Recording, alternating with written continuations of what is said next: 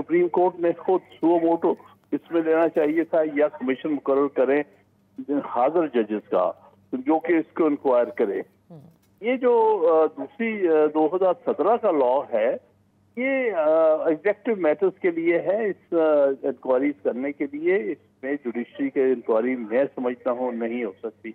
ये मौक़िफ़ पार्टी का नहीं है सिर्फ, बल्कि ये सारे वकला, पाकिस्तान के वकला का मौक़िफ़ मैं जो आपको बयान कर रहा हूँ। सही। और हमने वकला ने इसको रिजेक्ट किया है। ये कहना कि जो कंटेम्प्ट नोटिस तो उन लोगों को जो नॉन अदारे होते हैं, जो खुफिया अदारे होते हैं, उनको या तो कंटेम्प्ट नोटिस देना चाहिए, तो एग्जेक्टिव ब्रांच के लोगों को देना चाहिए जो इनको कंट्रोल करते हैं। सही। उन्होंने इन हालात को सामने रखते हुए जजेस ने ये मामला सुप्रीम जुडिशल काउंसिल पे छोड़ा, उनसे गाइडेंस सीख करने की कोशिश की, और मेरे ख्याल में ये उनका बिल्कुल दुरुस्त कदम था कि हम पर ये गुजर रही है, हमारे साथ ये हो रहा है, तो बेहतर से कि हम कोई ऐसा काम करें जो कि कोड ऑफ कॉन्डक्ट के खिलाफ हो।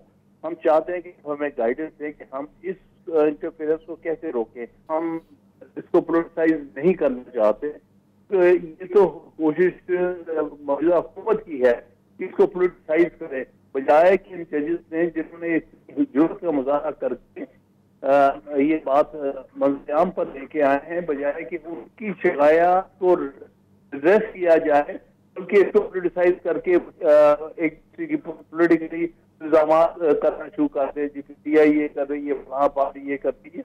हम नहीं चाहते कि अदलिया की आज़ादी के मामला में सियासी जमात किसी तौर पर भी फरीक बने। मेरे नजदीक आज का जो केस है 6 दिन का, और 5-6 साल पहले फखर सिद्दीकी का केस एक ही तरह के केसेस है। वहां भी ISI की इंटरफेरेंस थी, और वो जो आइन की पामाली कर रहे थे और जुडिशरी को जो है वो ज़ेर करना चाहते थे। आज भी वही कोशिश हो रही है, उसमें पूरी तरह मौजूदा हुकूमत मुलविस है।